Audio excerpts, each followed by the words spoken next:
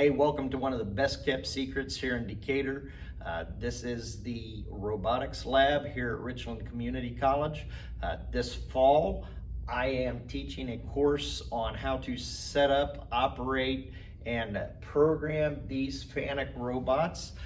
This, of course, is a industry-wide need for robotic specialists. Whether you are involved in machining, fabrication, welding, or just material handling and movement. Robotics are basically the wave of the future, and you can get and learn all about robotics and how to start your exciting career in the robotic field here at Richland Community College. The course is ENGT 213, Robotic Fundamentals.